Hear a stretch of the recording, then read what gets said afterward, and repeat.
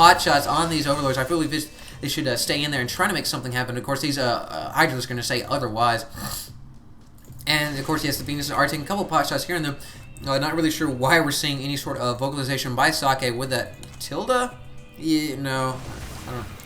Whatever, the apostrophe mark. But Socke occupying the Xel'Naga Tower. And what do we got going on? Okay, this is the Phoenixes right here. And really, due to the constant pressure, well, not constant, but due to the pressure that Socke has been putting on Softball, Socke is going to feel confident in the fact that he can expand here, as we haven't seen any more Mutalisks built by Softball. Softball, of course, will be choosing to go anti-gateway units with his Hydralisks. He's got a lot of Hydralisks right now. Let's go take a look at the unit tab.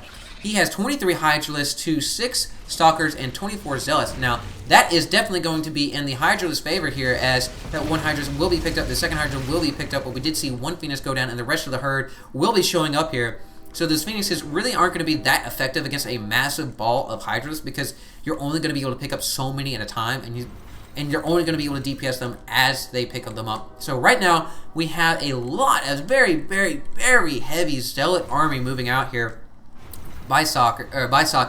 Socke, of course, coming over here, making sure nothing's going on, checking to make sure that he's not expanding, as Socke is trying to keep Softball contained. As Softball, though, is building a relatively large army, although Socke is leading him in that. Let's go and take a look at the income tab.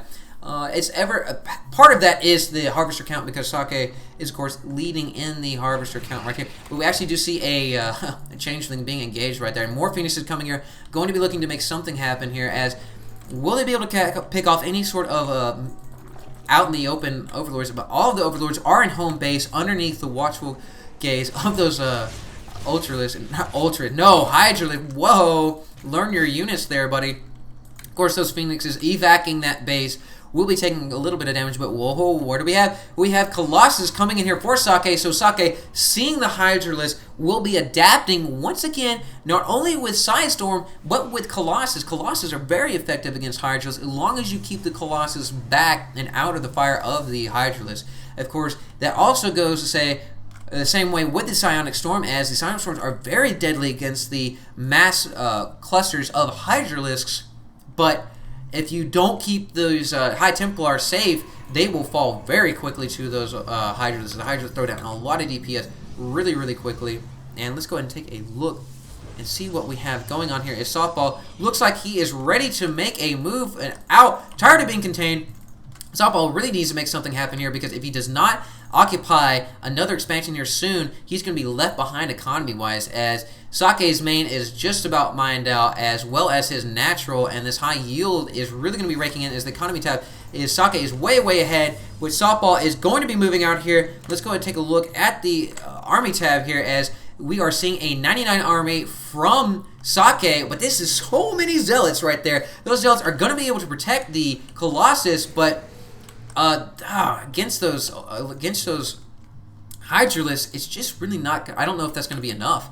These Roaches as well will be taking a lot of that damage, but Softball content with just occupying this high yield and will be protecting it, because that would actually be at his disadvantage to engage at this moment, because every moment that he's able to build up a larger army will be able to level the playing field as far as army size goes, because Socke has a very, very large army, although we do see upgrades 1-1 coming there, and we only see one upgrade for the Softball army, but we do actually see some initial engagement there. We did see one Phoenix go down from the fire of the Hydralisk, so we do have Socke moving in position, queuing up a pylon for that quick reinforcement. We do actually see the charge last charging in here. We do see we do see Psionic Storm going down on the army of Softball. Softball's Hydralisks are really just taking a brunt and taking a beating, and we just see all the army just dissolve right there underneath Psionic Storms. Those force fields behind that army did a great job of keeping those Zerg units just rooted down, and Softball, seeing the end of it,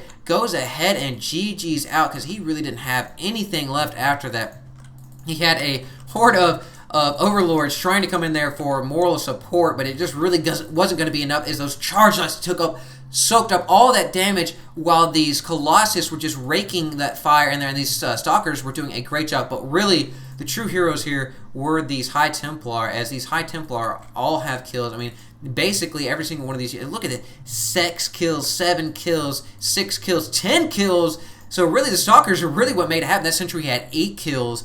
Bala, but of course the Zealots did too. But really, really good game. We saw Softball get contained, and as a Zerg, you don't want to be contained, and you don't really want to be contained. Period. But Socke able to establish the high yield, able to keep it, able to build a larger army, and utilizing the High Templar and the Sentries in culmination, locking down those units and forcing those units to eat those Psionic Storms. So, guys, thank you very much for joining me. I hope you enjoyed these casts, as this will be the last for the day. I will unfortunately have to go to work in 13 minutes, so that is definitely a sad phase. But I will be rendering these and getting these out to you ASAP. Let me know what you guys want to see in the future, though, because MLGs are really only going to take us so far. So let me know what y'all want to see. If you want to, unfortunately, we can't see GSL because they don't release those replays. But if you want to see something out of Europe, or if you want to see just whatever, just let me know what you want to see.